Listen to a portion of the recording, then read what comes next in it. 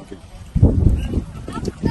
Alors, il est possible, et parce que ça peut arriver, que l'un de ces gamins qui joue là se fasse un petit bobo, un petit malaise, et qu'il soit allongé, et que les gens accourent pour le secourir.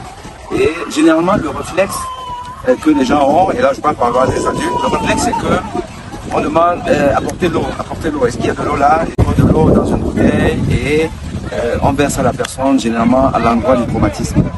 Ça peut être au pied, mais souvent ça peut être à la tête, voilà, et on va verser de l'eau.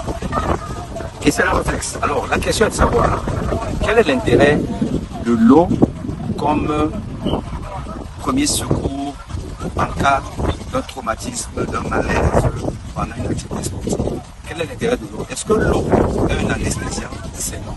Parce que cette eau qu'on va verser sur la partie traumatisée ne va en rien atténuer la douleur.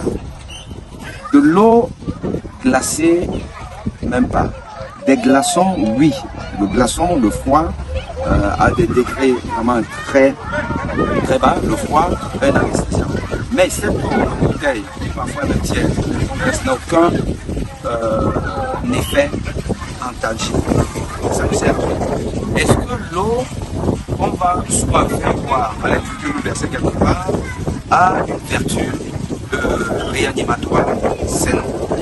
Donc l'eau va plutôt avoir un effet délétère dans ce sens-ci qu'il vous donne l'impression que vous portez secours à la personne.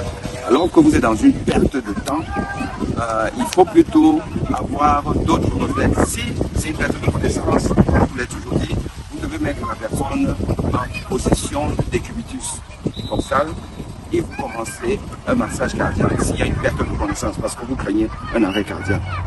Si c'est un patient qui est en train de convulser, par exemple, vous n'allez pas le verser de l'eau, mais prendre des mesures de sa langue et maîtriser en fait ses convulsions en le mettant cette fois-là peut-être en position latérale.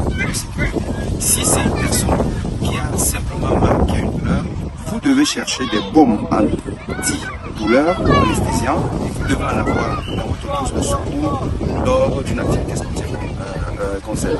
Donc en réalité, on n'a pas sa place, l'eau est plutôt un danger dans la prise en charge de l'activité sportive.